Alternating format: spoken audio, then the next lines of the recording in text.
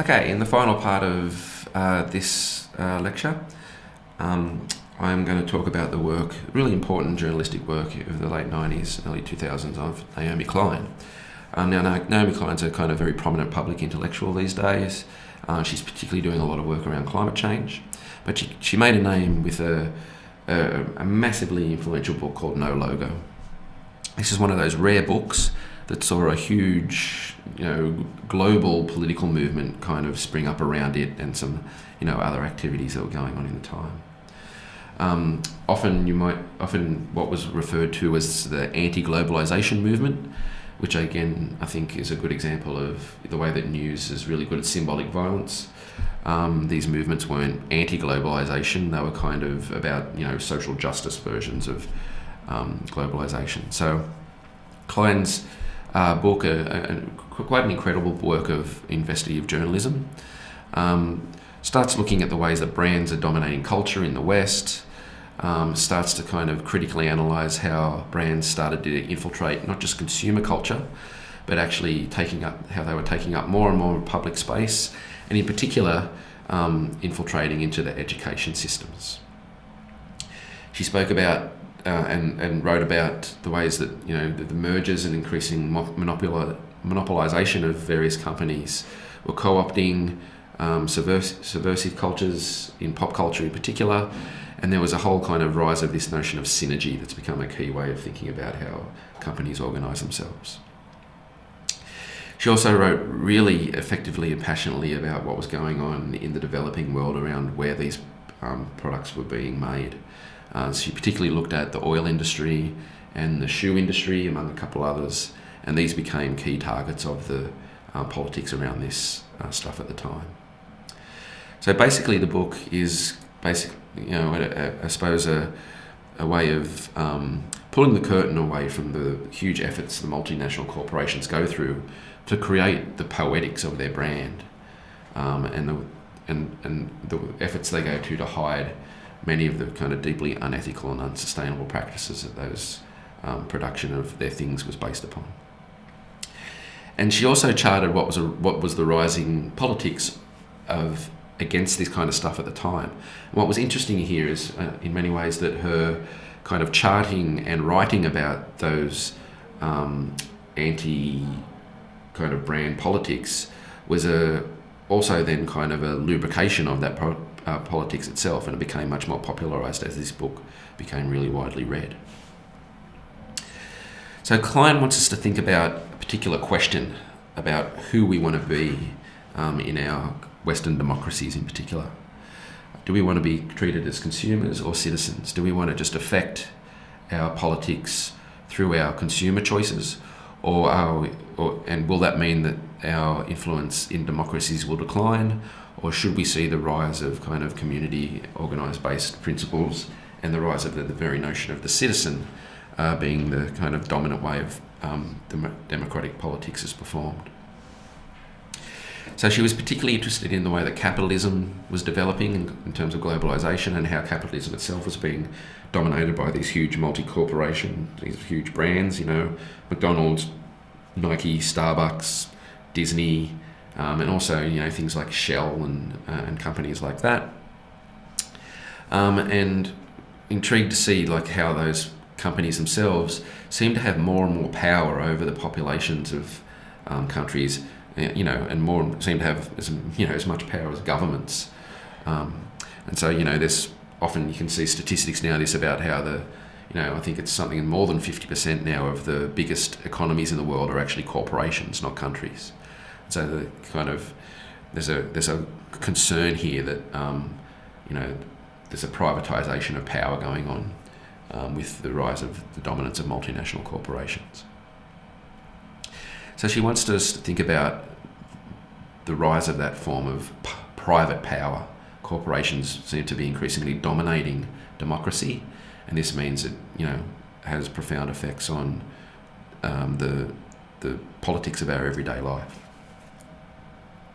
Now you see I've left a bit more kind of reading material in the lecture notes this week, so I'm just going to kind of summarise it here, but please have a read of the lecture slides as well, because I've left some details in there. So the four aspects of no logo are no space, no choice, no jobs, and then the political resistance is what she termed no logo. So in terms of no space, she started to kind of express a growing concern about how multinational corporations were not just dominating popular culture and consumer culture, the space of buying stuff and music and films, but increasingly we're dominating other spaces like schools and universities and community events and things like that. She talks about how she uses a kind of Pepsi's proposal to beam their own logo on the moon as kind of a telling example of this. Now, in terms of consumer culture, this has various ethical problems, but what she found rather pernicious was the increasing kind of leakage of multinational corporations into what were previously public-only institutions, such as education systems and health systems. And as public funding is ever increasingly reduced towards those things, corporations started to come in to kind of, I suppose, take up some of that funding, but there's no such thing as a free lunch here. They then start to influence what's going on in those realms more and more. It's particularly problematic in things like education, university research and stuff like that. If corporations can fund research that then put a gagging clause on any negative findings, that obviously has real profound dangerous effects on the public, or could anyway. So we see here the increasing private sponsorship of research and professorships in universities all around the world, which for many has pernicious effects on the independence of knowledge production. So as she points out, the kid that was expelled from wearing a Pepsi shirt to Coke Day at their school is kind of funny in a way, but not so much for that kid. It's increasingly problematic when we think about these things more widely and possible detrimental effects it has on the production of knowledge and the production of educated citizens. There's a really good example there about cool hunters as well, that talks about how corporations were employing people to go out into cities in particular and find edgy things that were going on as a way of selling stuff in advertising before it even gets a chance to become a subculture. And there's a link to a really good cool hunting documentary in one of the previous lectures. So in relation to that rise of the cool hunter, there's this kind of idea that as multinational corporations dominate more and more spaces, that there'll be less and less choice. And she particularly unpacks the different methods that corporations used in the 90s and early 2000s in particular. And then these things are still prevalent, but maybe not so much. What you call the big box method, which is kind of based on Walmart, but in Australia you'd be thinking about JB Hi-Fi and Bunnings and the like. And the clustering method, which is, what was the ever increasing rise of Starbucks in particular. And the way these kind of started to dominate public space and really affect having choice.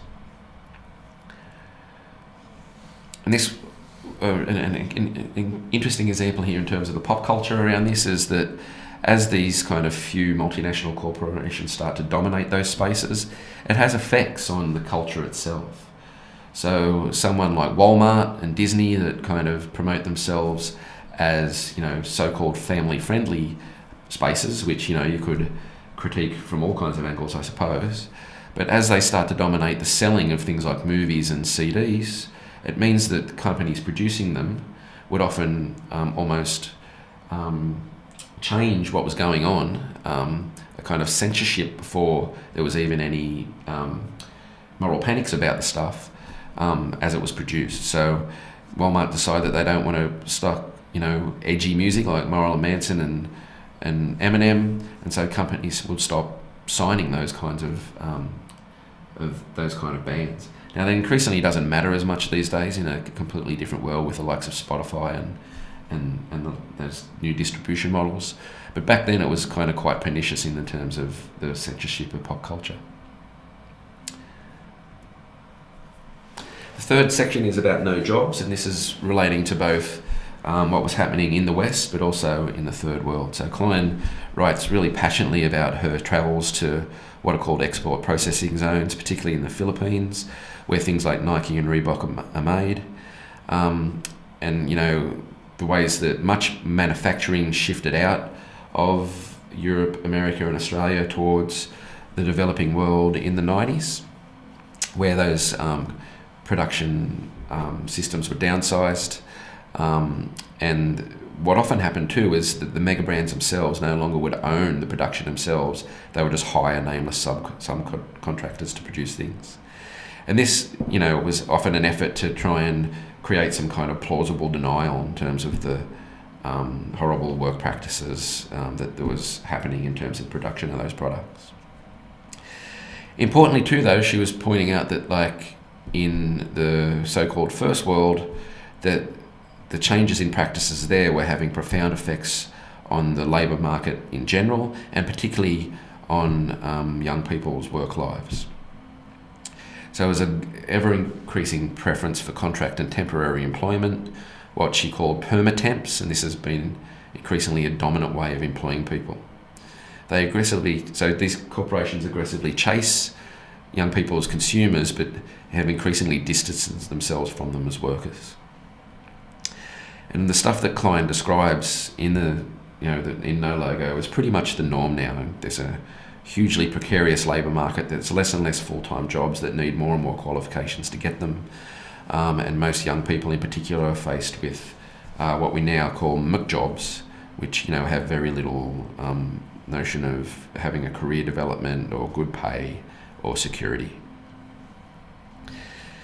Now, in reaction to all these kind of negative social changes, Klein's pointed out different ways of everyday politics that was reacting against these things. So firstly, there was culture jamming, which was the kind of almost graffiti and artistic attack of billboards. She talked about how billboards were increasingly just put into public spaces without people really wanting them. They take up more and more space. They're on buses, they're on the backs of toilet doors, they're pretty much everywhere, these kind of signs. And one way of reclaiming that space was to kind of vandalise them and scrawl actual messages on them that, removed the shiny facade and maybe uncovered some of the more pernicious things that were going on. So it sounds a lot like situationism, that culture jamming was a kind of way of flipping the emotions and actually giving them some kind of politics. Other movements will reclaim the streets. There was these kind of secretly organised events where people, often thousands of people would just show up at a corner block somewhere in a city and just kind of have an instant party to, reclaim the space from these overtly consumer practices. And certainly the rise of boycotting type practices was seen as, at first at least, a key way that people could affect the practices of corporations, because it would actually affect their bottom line. So there was a nice recent example that I've got there of internet culture jamming. So in culture jamming in particular, use the internet really well, but again, with the rise of things like fake news and all that kind of stuff, it's becoming increasingly difficult to tell the difference between culture jamming and fake news and marketing. So in terms of the politics of this, Klein pointed out that there was obviously a limit to this kind of consumer-based politics, and essentially she argues that we need to reclaim our political position as citizens and ask more of our governments to look after us more so than looking after the interests of corporations. So, as someone like Nike was targeted for boycotts over their controversial ways that they were making their shoes in sweatshops, someone like Reebok would come along and market themselves as ethical labour, even though they were pretty much doing exactly the same practices. So we can't boycott everything. Klein's essential argument here is that the politics of consumer culture needs to be much more about government regulations, communities, fighting against things that they don't want or need in their areas. Not so much just through a not in my backyard politics, but through a more general concern around the ethics and values of how we want to live. Okay, thanks.